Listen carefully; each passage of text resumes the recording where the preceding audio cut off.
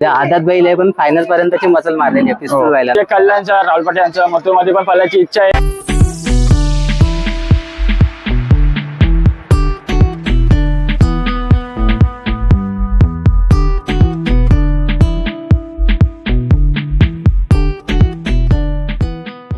नमस्कार मित्रांनो, आपल्या सर्वांचं स्वागत आहे आपल्या ट्रॅव्हल फ्युअल या युट्यूब चॅनलवर.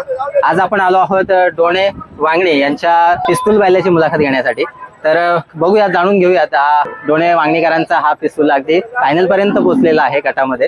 तर काय खासियत आहे आणि किती सीझन पळाला आहे आणि किती दाती आहे आणि त्याचं शेड्यूल कशा प्रकारे असणार, या सगळ्या गोष्टी आपल्या व्हिडिओमध्ये आपण या मुलाखतीमध्ये जाणून घेणार आहोत. तर नमस्कार दादा, तुमचं स्वागत आहे आपल्या ट्रॅव्हल फ्युअल युट्यूब चॅनलवर.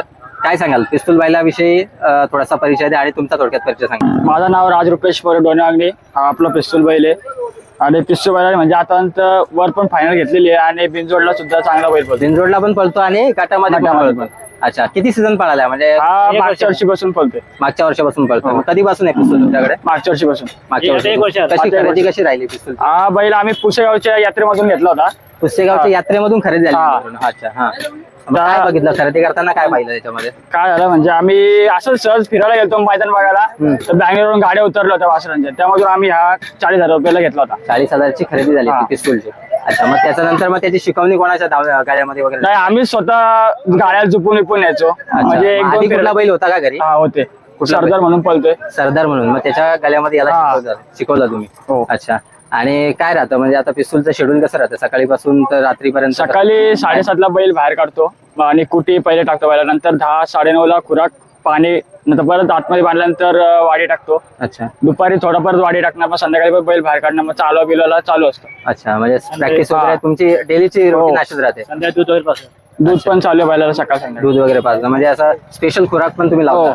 स्पेशल मध्ये काय देतं? दूध वगैरे आणि म्हणजे द्यायचं म्हणजे खुराक आहे, बाकी वेळा असं तसंच आहे. हिंद केसरी आणि मठभाडा आपला चालू आहे, त्याला चालू आहे बैलाला. अच्छा, आणि बाकी व्यायामाच्या दृष्टीने जर बघितलं तर हे झालं खुराकाचं.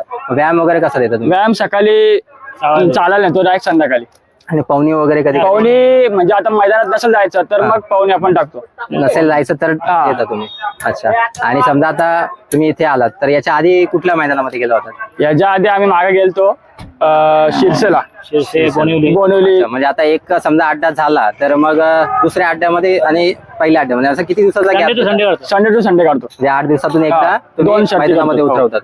अच्छा, आज पण बिनजोडची गाडी जमलेली त्याची. अच्छा, आता किती म्हणजे एकच सीझन पळालाय? या सीझन मध्ये किती वेळा पळाला? या सीझनला त्याच्या 14 गुलाल झालेत. 14 गुलाल झाले. अच्छा, त्यामध्ये किती वेळा म्हणजे अपयश? 14 गुलाल म्हणजे 14 वेळा पळाला आणि 14च्या 14 सगळ्या टॉपच्या गाड्या गेल्या. अच्छा, म्हणजे अपयश अजून यावर्षी त्याला आलेलंच नाही. अच्छा, आणि मग ते गटाचा जो तुम्ही बोलले तो किस्सा कधीचा होता? काय तो मागच्या डिसेंबर मध्ये झाला असेल तेव्हा. डिसेंबर मध्ये कुठे झाले ते? महाशिराजला मैदान होता एक बैलाचा, विजोरीला, तिथं गाडी. अच्छा, म्हणजे तिथे तो फायनल पर्यंत पोहोचला. कोण होता पायरा वगैरे? पैंजण कासगावचा बैल पळतो, पैंजण म्हणून. कासगाव? अच्छा, वांगणी कासगाव. वांगणी कासगावचा. अच्छा, म्हणजे फायनल पर्यंत गेला होता. आणि काय याला जॅकी वगैरे फिक्स असतो का? हो, त्याच्या म्हणजे 2 ड्रायव्हर फिक्सच येते, मुंबई मधला निलो ड्रायव्हर आणि दुसरा आपला चंदू ते बसतात.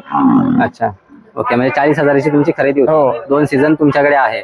अच्छा, आणि म्हणजे पायरा वगैरे असं काय फिक्स राहतो कुठे? पायरे म्हणजे आता आमची एकच गाडी पळते बिनजोडला, पैंजण पण पळतो आणि कन्या म्हणून वासरू आहे, तोही पळतो. सुगवे एमपीएल भावरा ग्रुप सुगवेलांचा कन्या म्हणून वासरू आहे, ती गाडी. 1-2 बैल फिक्सच आहेत आणि त्याच्यासोबतच आपला पिस्तूल पळतो. अच्छा, आता पिस्तूलने काय वय काय आणि किती दात लावलेत? काय आता 1 वर्ष झालंय. आदातच आहे. म्हणजे आदात बैल आहे पण फायनल पर्यंतची मसल मारलेली आहे पिस्तूल बैलानं. अशी सुद्धा मित्रांनो बैल असतात आपल्या ग्रामीण भागामध्ये, परंतु ती कुठेतरी पडद्याआडच राहतात. म्हणजे जास्त लोकांपर्यंत त्यांना प्रसिद्धी मिळत नाही. त्यातलाच हा एक पिस्तूल आहे असं म्हटलं तरी वावगं ठरणार नाही. कारण फायनल पर्यंत जाणं म्हणजे एखादा सेमी पर्यंत जरी गेला किंवा गट पास जरी झाला, एखादा मोठा बैल मालक असेल तर त्याच्या बैलाला ती एक प्रसिद्धी मिळून जाते. परंतु आज डोणे वांगणेकरांचा हा पिस्तूल आहे आणि फायनल पर्यंत गेला आहे. म्हणजे त्याच्यामध्ये तो गट पास झाला, सेमी पास झाला आणि फायनल पर्यंत पण तो 5वा आला वाटतंय. तर असे सुद्धा मित्रांनो पळणारे चांगल्या धावणीचे बैल असतात, त्यातलाच हा एक पिस्तूल आहे. काय सांगाल पिस्तूल कडून अजून काय अपेक्षा आहेत? आता काय म्हणजे बिनजोडला चांगलाच बैल पळतोय. कोरेगावला बैल धावावा अशी तुमची इच्छा आहे? मैदानात जाणार आहे आम्ही पिकअपच्या तिथं पण नियोजन करतोय. अच्छा, तुमची इच्छा आहे कोरेगाव मध्ये पळवण्याची. आणि समजा आता इथे बिनजोडच्या मैदानामध्ये पण तुम्ही पळवता त्याला आणि गटामध्ये पण पळवता. आता बिनजोडच्या मैदानामध्ये बघितलं तर आता बरेचसे मोठी धावणीची अशी बैल आहेत, नामांकित बैल आहेत. तर मग असा कुठल्या बैलासोबत तुम्हाला पायरा करायला आवडेल किंवा एक इच्छा आहे तुमची? आता बिनजोडचं तर म्हणजे कल्याणच्या राहुल पाटील यांच्या मथुरमध्ये पण पळायची इच्छा आहे. बघू लवकरच ती इच्छा होईल पूर्ण. अच्छा, म्हणजे मथुर सोबत पळायची तुमची एक इच्छा आहे. तर मित्रांनो असंच काही बैलगाडा मालक असतात आणि एक ज्याला आपण म्हणू शकतो एक चांगला पळ असतो त्यांच्या बैलांचा आणि त्यांची इच्छा असते मोठ्या बैलांसोबत पायरा करण्याची, परंतु त्यांना कुठेतरी संधी मिळत नाही आणि तीच आपण त्यांची इच्छा असेल किंवा त्या बैलाचा पळ असेल तेच आपण दाखवण्याचा आपल्या व्हिडिओद्वारे प्रयत्न करत असतो.